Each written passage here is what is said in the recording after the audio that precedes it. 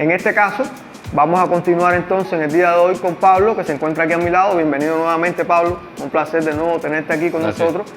Y para continuar con esta misma pregunta, ya habíamos hablado sobre el tema de los escritores de cabecera. Entonces, vamos a hacerte una pregunta parecida. ¿Cuáles son los escritores que tú recomendarías para leer? No, bueno, yo insisto. Sí, yo sé que tienes una larga lista, pero bueno, una pequeña... La lista es larga, pero bueno, mira, todo cubano, el primer escritor que debe leer es a José Martí. No solamente por lo vasta y lo importante que es su obra, sino por la belleza, tanto formal como artística, que hay en los textos de Martí. Cuando uno lee un texto que le deja inquietudes más que satisfacciones, uno está en presencia de una buena literatura. Entonces yo no recomiendo, por ejemplo, un escritor en específico.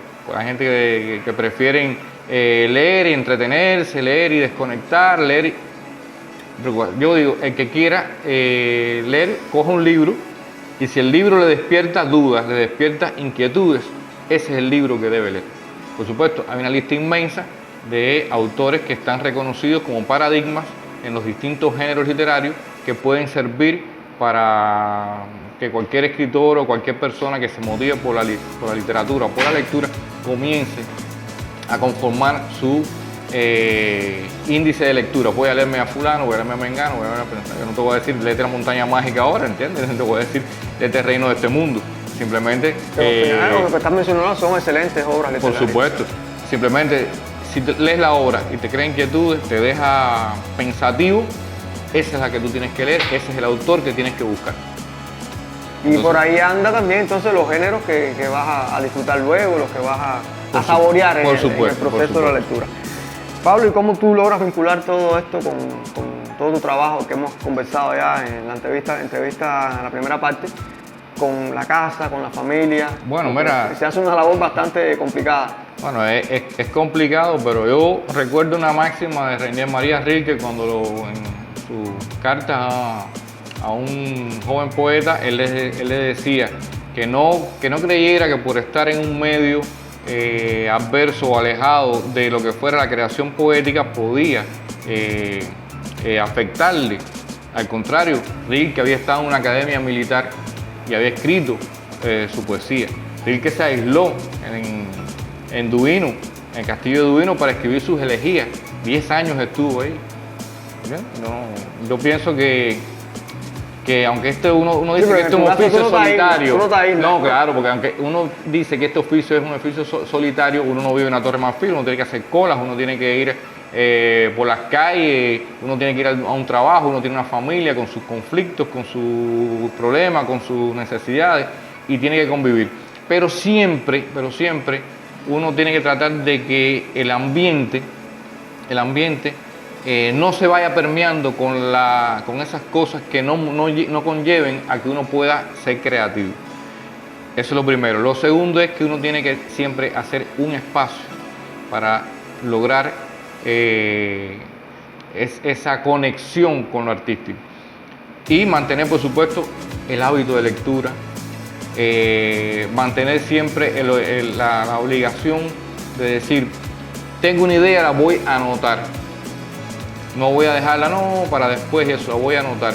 Y así poco a poco ir creando ciertas herramientas que te permitan mantenerte en el ámbito de lo creativo más que en el ámbito de lo meramente cotidiano, que es lo que a veces te aplasta. Yo digo que es como que una especie de ejercicio.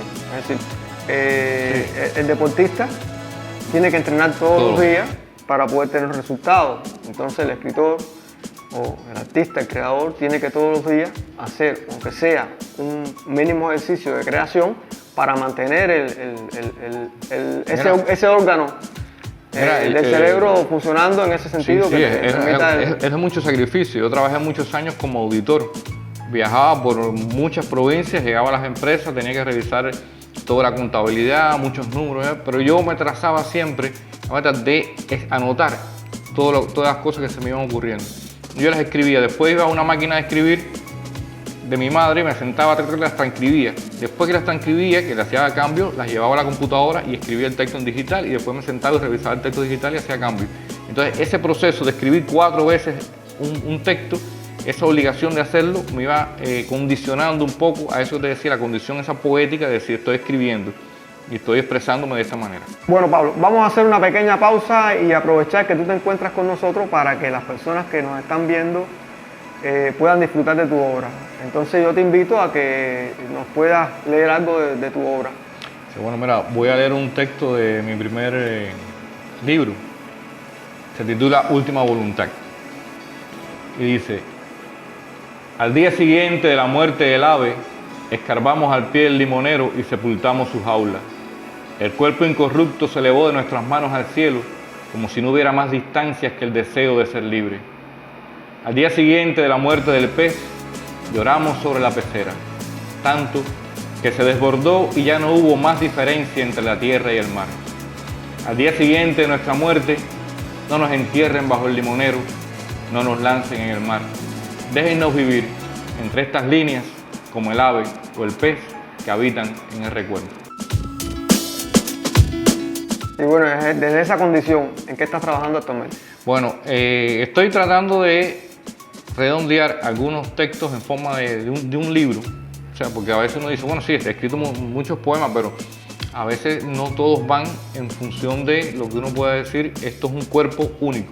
Entonces estoy tratando de armar ese libro de textos poéticos que me parece que ya no voy a escribir más sobre esos temas, o sea, sobre esos temas no, siempre se quiere escribir ese mismo tema, ¿no? Pero bueno, de esa manera, con ese pensamiento. Y acabar de ver si puedo coger algunos cuentos que no he terminado, que he dejado inconclusos, y los estoy leyendo, releyendo para ver si los termino y si no los desecho, porque en definitiva uno no debe preocuparse tampoco por escribir y publicar tanto. Cuando yo me percaté de esa circunstancia, yo todos mis libros le he creado la conexión.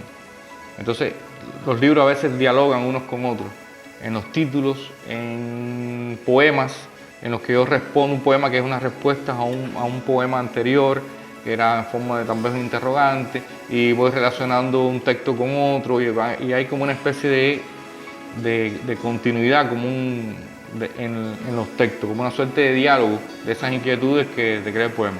Lo que me refería era que tal vez una cuestión no de estilo, sino también una cuestión más formal, incluso romper con lo que tenía escrito hasta ese momento. Bueno, una última pregunta para cerrar este momento de la segunda parte de la entrevista. En la Cuba actual que vivimos, mucho más abierta que en años anteriores, mucho más, vamos a decir, diferente, porque ya es diferente, no es la Cuba de los 90, no es la Cuba de los primeros años de los 2000. ¿Cuál es el papel que crees tú que deben jugar las instituciones culturales en su relación con los artistas y el papel de la política cultural cubana? Yo tengo un criterio, como siempre, como he dicho en varias ocasiones. Yo creo que el papel de las instituciones actualmente está bien claro.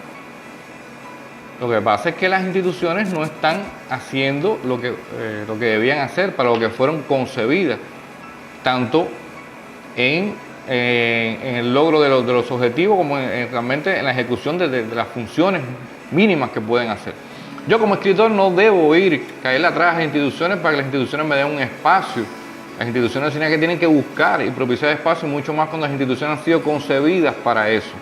Estamos hablando de la Cuba revolucionaria, en la cual se crearon instituciones para promover el arte, la literatura como tal.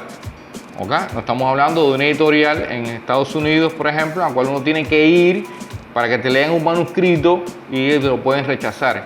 Estamos hablando de procesos contrarios, ¿no? Que han favorecido pero no se leen los manuscritos, no se crean espacios para que tú leas, se pagan muy mal.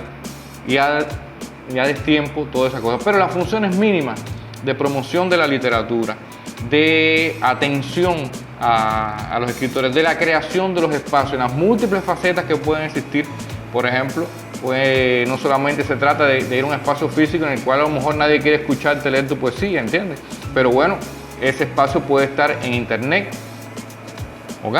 Tu obra puede aparecer recogida en alguna antología. Bueno, vamos a propiciar esto, y si no es impresa porque no hay papel, bueno, que aparezca tal vez en formato digital, pero que se haga de una manera honrosa.